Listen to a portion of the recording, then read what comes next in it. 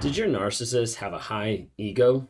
Does your narcissist have almost a godlike complex of, hey, this is who I am, you should worship me? Did your narcissist exemplify so much pride, so much arrogance that you're like, how in the world do you think this? And you start to realize over a period of time that a narcissist actually thinks that the world revolves around them and that they're the only person in the world that really matters or that's special or that's entitled to the things that you have to give them. Well, I want to be able to tell you today that narcissists don't believe in God because narcissists believe that they're the center of their universe. They believe that they're the person in charge. They believe that they're the best person in the room, in the universe. And a lot of times that comes out in the arrogant, ego, haughty behaviors, entitlement, enviousness, all that kind of stuff that happens inside the narcissistic relationship that makes me think and makes me also believe that narcissists don't believe in God. If you guys are new here, my name is Ben Taylor. I'm a self-aware narcissist on this channel to provide awareness, growth, healing, and change. And do that in a lot of different ways. A lot of it is telling about my story and giving people awareness of, hey, this is the shit that I've done. This is where I've come from. We try to be able to do that every single day by dropping pieces of truth every single place. TikTok, Instagram, Facebook, YouTube, LinkedIn. If you don't follow us already, go to Raw Motivations on any of those platforms. You can be able to join the community there, be able to help people as they heal, grow, and change and get involved with those communities. If you want to be involved in a community specifically for healing and growing during, in, and out of narcissistic abuse, then go to narcapp.com. NARCAPP, narcapp.com stands for Narcissistic Abuse Recovery Community. Community of like-minded people to help you heal, grow, and change. Get advice, get support, get encouragement. There's a lot of stuff that's going on inside there to help you grow forward and help you grow as quick as possible to become happy, healthy, and whole moving forward. So feel free to be able to check that out. If you want to talk to me one-on-one, then go to rawmotivations.com to try to be able to help you find clarity through the confusion, be able to break the trauma bond, to get out of the addictive, ruminative phase, and also to help set boundaries to not go back and then not get with somebody that's a narcissist or a toxic person down the road. That's how I try to help connect and coach you along the way. So anyways, I said starting off, narcissists don't believe in God. Okay? That might be hard for some people to believe, but I think it's very true. So when we talk about narcissism, we have the aspects that go into different characteristics of narcissism that go exactly against that. Part of that is the ego, the grandiose sense of self-importance that I'm the most important person. I'm the most important person in the room. I'm the most important person at my job. I'm the most important person in the relationship, and doesn't give any room for there to be anyone else that has importance. There's a lot of pride, enviousness, jealousness that goes into the aspect of narcissism.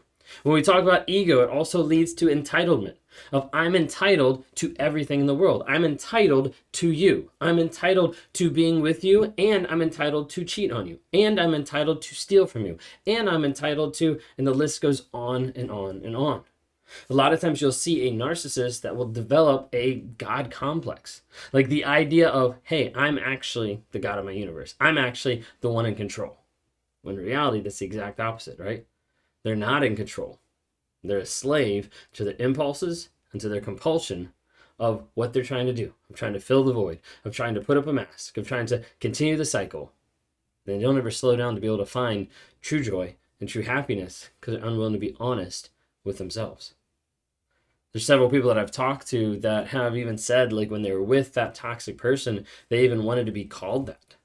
The God, the King, Jesus, anything like that. Like it's happened. Some people are like, whoa, that's crazy. No, like there's a lot of people that said that it's happened. Like they wanted to have that respect. They wanted to demand that respect from other people saying, hey, this is me. I am this person. And the reason why that they're going through that is because they're not able and they're not knowing how to demonstrate love, care, respect, gratitude, joy. So as a result, they're always going to be looking for and trying to fill a void. I did a video a while back on going through a passage of scripture that actually talks some about that. And I want to kind of reopen that up because it's been a while and I wanted to bring it to you. But it's actually a passage in Jude. Okay, so in the Bible, there's a passage in Jude, and it's actually talking about false teachers. And I think it correlates really, really well when we talk about narcissists. If you didn't catch my video the other day about narcissism, like, is it just pride? Like, what actually is it? I think it's more than that. I don't think it's just pride. There's a lot of things that go into it, even more in depth than just someone being arrogant or just someone being an asshole. When we jump into Jude, there's no chapters, so it's just verses. And I'm going to go through like verse 8 through 12. I'm not going to read the whole thing, but I'm going to touch on several different pieces of it that I think correlate really well, because I think it's helpful for people to see it's not just this one aspect, it's a lot of different aspects. And I think it shows it really well here. And it talks about in Jude 8, it talks about how they relied on dreams. How they rely on the fantasies. They rely on the ideas of like, hey, let me imagine this. It goes exactly back to narcissism of like the fantasies of success, power, brilliance, ideal love. And a lot of times those fantasies and those dreams end up having them take advantage of other people. Of like, I think I'm so amazing, so I'm entitled to this. I think I'm so amazing, so I'm going to take advantage of you with your money, with sexuality, with whatever it may be. I'm going to take advantage of that because I believe I'm entitled to that. It says also in verse 8 that they reject authority. Doesn't that sound really clear? Reject authority. Narcissists love to break your boundaries. You set a boundary and you're like, this is the line. This is the line that I don't want you to cross. And narcissists is like, ha ha ha, just crossed it. Because a boundary ends up being a prison for a narcissist. A boundary for a healthy person ends up being protection. But the narcissist doesn't want to be able to follow the rules and doesn't want to be able to follow the laws a lot of times because they think that they are above them. Just like they think they're above you. It also says in verse 8 that they even degrade God, claiming to be gods. Like the idea of I am God. I am the sole person. Like who needs that person? Number 10, in verse 10, they devalue what they don't understand. You see this time and time again in a narcissistic relationship of let me break you down because I don't get your emotion, I don't get your feelings, I don't care, and I don't really want those. So I'll destroy you as a person. I'll devalue everything that you have in your own life because I don't understand it and because I don't care. And it says that destroyed by what they know instinctively. Like the idea is like they end up destroying stuff just out of habit. Like this is how it always works. So like for me in my life, the idea of like, okay, love equals control. So as a result, I'm going to control everything because that's what love is. And as a result, I'm destroying everything I know just out of habit. In verse 12, it talks about hidden reefs, which I think is a really amazing analogy for it. There's hidden reefs, and you have to think back in that day, like they're not going around in like cars and stuff like that. They're going around in like these boats, these ships. And these hidden reefs could mean life and death for the crews and for the ships. That those hidden reefs should be there. There's giant aspects of like of reefs underneath the water that ends up like a boat running into and could run aground, could wreck everything, could destroy livelihoods, could destroy lives, could destroy roots, all these different types of things. And even so far as like we have hidden reefs, we have people like that that go underneath the surface and that are hidden, not just narcissism world, but then narcissists inside church, inside politics, inside different religious organizations, education organizations, like everything. It's not like they're just like, oh, that's a narcissist. Like they're all throughout. It shows in verse 12 that those people will eat with you. It's like the idea of like, I'll deceive you, I'll lie to your face, I'll eat with you and pretend that you're a friend and have no fear of the consequences. I won't care about what's actually happening. I just care that I'm not getting caught. They'll take care of themselves. It says in verse 12, like they'll feed themselves. So they'll not care for others, but they'll only care for themselves. They won't invest in you, they'll just invest in themselves. It gets the idea in verse 12, it makes the phrase waterless clouds and fruitless trees. So like the idea of future faking, of like those clouds that are coming being like, we really need this rain for this harvest. Those clouds that are coming, they look like they're rain clouds and nothing ever comes out. It's promising the rain and never happening. It's promising change and then them never changing.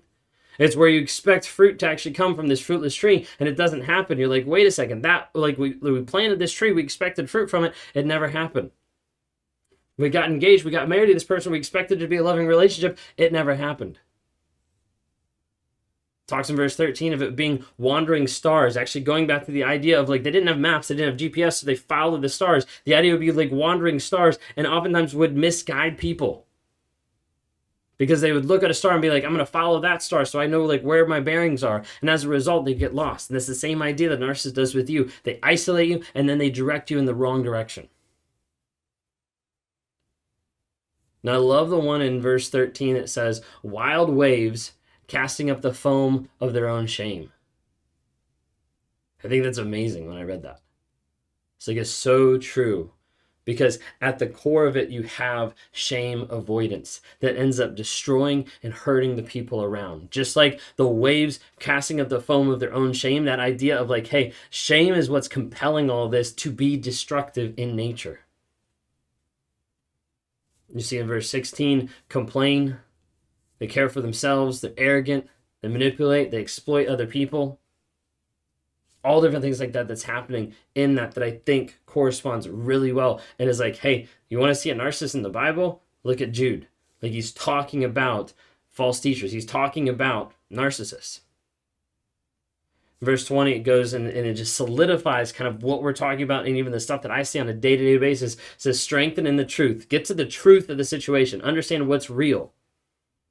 It talks on there about the idea of like to wait on God. Like he's going to avenge it. Hate the sin, not the person. And ultimately help save others.